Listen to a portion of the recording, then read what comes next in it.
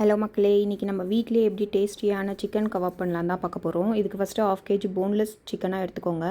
அது கூட உங்ககிட்ட என்ன மசாலா இருக்கோ நீங்கள் ஆட் பண்ணிக்கோங்க. என்கிட்ட இருக்கிறது வந்து கிங் பிராண்டோடது. இது இல்லைனா நான் வீட்லேயும் மசாலா ரெடி பண்ணி பண்ணுவேன். இந்த மசாலா வந்து ஸ்பைசினஸ்லாம் வந்து கொஞ்சம் கம்மி தான் இருக்கும், அந்தளவுக்கு ஒன்றும் ஸ்பைஸியாக இருக்காது. அது கூடயே வந்துட்டு நான் 2 ஸ்பூன் ஜிஞ்சர் கார்லிக் பேஸ்ட் போட்டிருக்கேன். ஜிஞ்சர் கார்லிக் பேஸ்ட் போட்டுட்டு ஒரு முட்டையை வந்து நான் உடச்சி ஊற்றிக்கிறேன். ஃபுல் முட்டையை தான் போட்டுக்கிறேன், ஒயிட் மட்டும் போடல. ஃபுல் முட்டை போட்டுட்டு அதுக்கப்புறம் லெமன் வந்து ஒரு லெமன் ஃபுல்லாக ஸ்க்வீஸ் பண்ணிக்கிறேன் நான். லெமனை ஸ்க்வீஸ் பண்ணிவிட்டு அப்படியே வந்து கார்ன்ஃப்ளவர் 2 ஸ்பூனு, கலருக்காக வந்து காஷ்மீரி ரெட் சில்லி, அப்புறம் டேஸ்ட்டுக்கு ஏற்ற மாதிரி சால்ட்டு, இது எல்லாத்தையும் ஆட் பண்ணிவிட்டு கறி லீவ்ஸ் வந்து நான் குட்டி குட்டியாக சாப் பண்ணி போட்டிருக்கேன். இது வந்து ஃப்ளேவர் நல்லாயிருக்கும் இந்த மாதிரி நம்ம ஊற வைக்கும் போது போட்டோன்னா.